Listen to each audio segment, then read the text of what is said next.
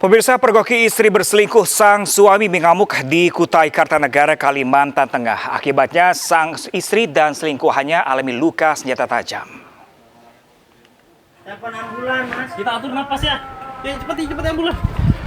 Warga di Jalan Gunung Pagat, Kelurahan Melayu, Kecamatan Tenggarong, Kabupaten Kutai Kartanegara dikejutkan dengan teriakan minta tolong seorang wanita yang menjadi korban amukan sang suami. Peristiwa ini bermula ketika sang suami dipergoki istrinya berselingkuh dengan pria lain. Bahkan sang suami sempat bersembunyi di pelafon kontrakannya selama 2 jam untuk memergoki keduanya. Diketahui sang suami naik pitam ketika keduanya lakukan kegiatan asusila yang berujung pada penyerangan pelaku ke istri beserta selingkuhannya dengan senjata tajam. Sang suami pun langsung menyerahkan diri ke polisi, sementara istri dan selingkuhannya kini masih dalam perawatan.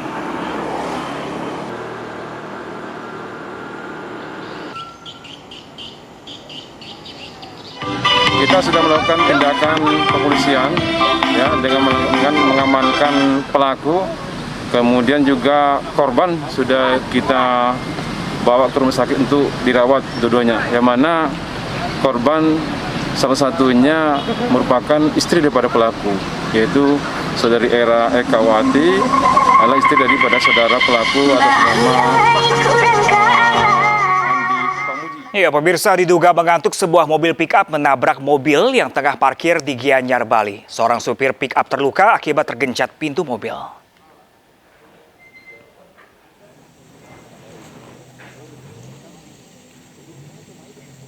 Mengantuk selalu menjadi faktor penyebab kecelakaan lalu lintas seperti yang dialami oleh Ida Bagus Putu, sopir pick-up berusia 48 tahun ini yang terlibat kecelakaan akibat menabrak mobil yang tengah parkir di Jalan Raya Pacung Bitra, Gianyar, Bali. Proses evakuasi yang dilakukan petugas berlangsung dramatis karena harus hati-hati membongkar pintu pick-up untuk menyelamatkan korban yang tergencet. Korban selamat dilarikan ke rumah sakit untuk mendapatkan perawatan intensif.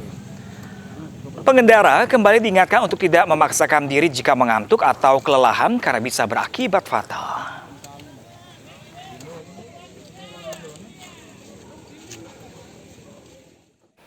Sementara itu, pemirsa, ibu dari korban bocah 1 tahun yang mengalami dugaan tindak kekerasan oleh 3 gadis pekan lalu datang menjemput korban. Proses pengambilan korban didampingi Dinas Pemberdayaan Perempuan dan Perlindungan Anak Kota Bitung.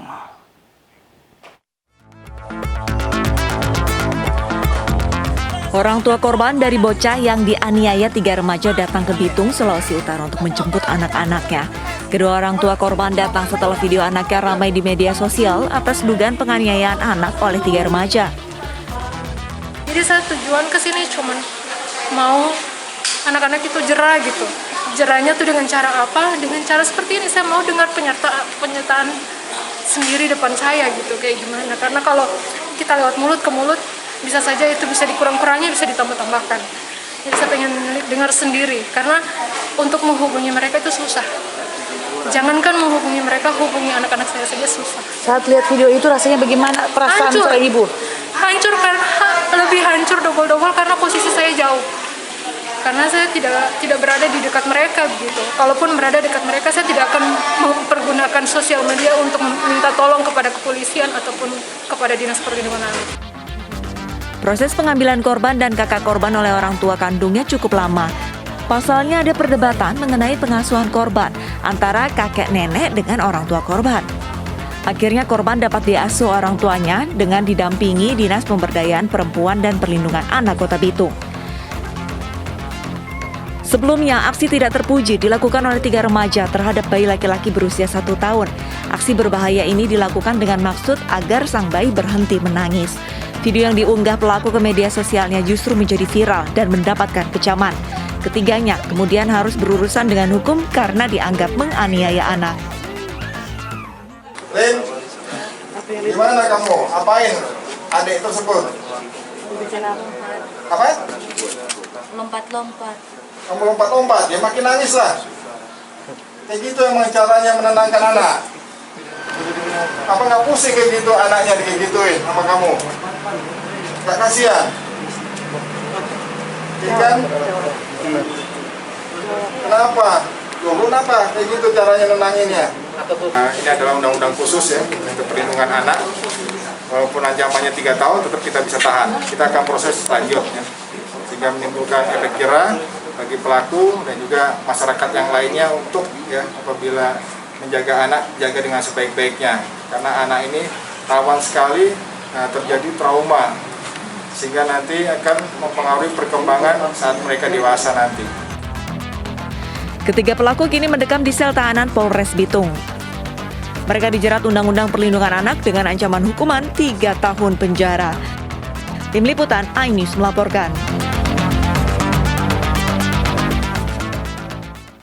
Ya, pemirsa, waspadalah ketika mengawasi buah hati Anda saat bermain. Karena di Sampit, Kalimantan Tengah, seorang anak tewas tersetrum usai bermain air di kolam renang.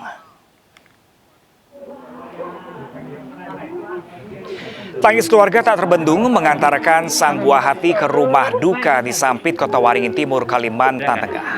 Sang anak berusia 6 tahun ini dinyatakan meninggal setelah tersetrum di area kolam renang saat berwisata bersama keluarga. Peristiwa bermula ketika sang anak usai berenang menghampiri orang tuanya yang tengah duduk di sebuah gazebo. Di samping gazebo itulah terdapat sebuah tiang listrik dengan seling kawat penyangga yang ternyata juga teraliri listrik.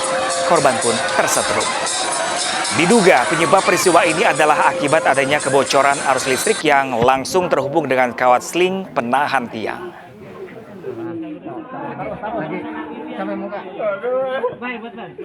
Kuat diduga ini adalah kelalaian dari pengelola.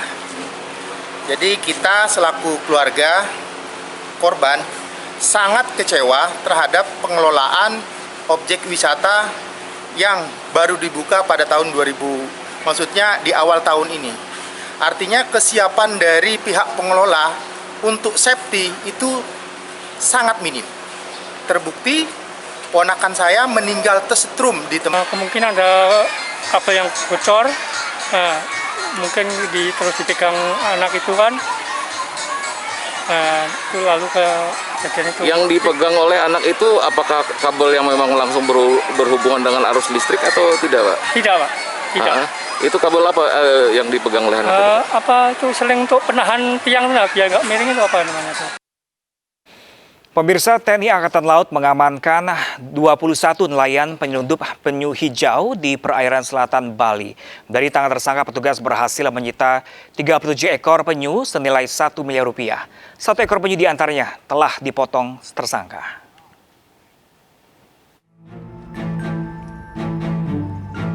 Aksi penyelundupan penyu hijau masih marak terjadi. Kali ini TNI Angkatan Laut Denpasar berhasil menggagalkan penyelundupan penyu hijau di perairan selatan Bali Kamis sore. Petugas mengamankan 3 kapal jukung beserta 21 nelayan yang mana 1 ekor penyu sudah dipotong pelaku. Penyu hijau yang ditangkap ini terdiri dari berbagai usia, mulai dari 7 tahun hingga 30 tahun. Ke-31 ekor penyu yang masih selamat akan dilakukan eksaminasi atau penandaan sebelum dilepas liarkan ke habitat asalnya. Kegiatan ilegal ini pasal yang dilanggar adalah pasal 21 ayat 2 Yungto pasal 40 ayat 2 Undang-Undang Nomor 5 tahun 1090 tentang konservasi sumber daya alam dengan ancaman hukuman minimal 5 tahun dan denda 100 juta. Bangga sekaligus sedih, Pak. Ternyata masih ada sebagian masyarakat kita yang tidak mengerti bahwa satwa ini sebetulnya satwa jenis yang dilindungi. Mudah-mudahan hari ini juga memberi pelajaran buat kita semua bahwa satwa liar ini tidak sepantasnya untuk kita. Kasus penangkapan dan penyelundupan penyu ini bukan pertama kali. Sebelumnya petugas juga pernah mengungkap kasus serupa pada bulan Maret 2019 silam. Akibatnya, populasi penyu hijau di perairan Bali semakin berkurang. Dari Denpasar, Bali, Indira Ari, iNews melaporkan. Kita beralih ke informasi lainnya, pemirsa. Setelah diguyur hujan dengan intensitas tinggi, sejumlah kecamatan di Kabupaten Aceh Timur, Aceh dikepung banjir. Ratusan rumah warga tergenang hingga 1 meter.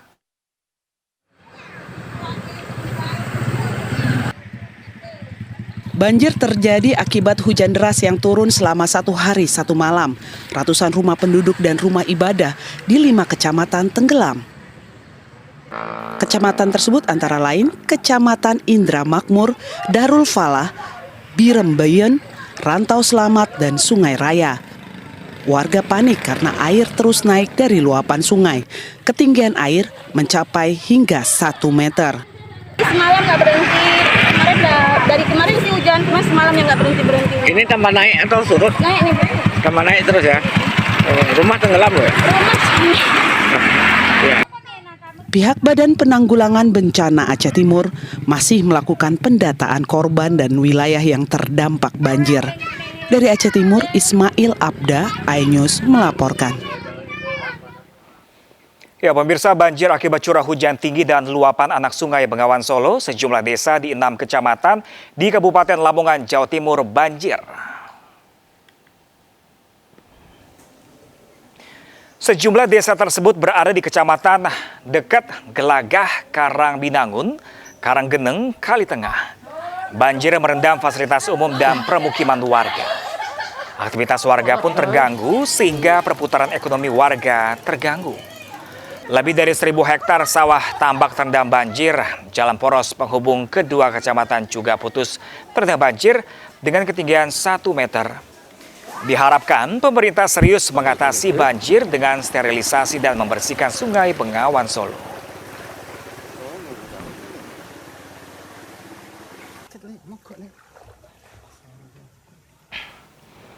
Pemirsa, di minggu pertama tahun 2022, jumlah kendaraan di Simpang Gadok Bogor menurun dibandingkan pekan sebelumnya.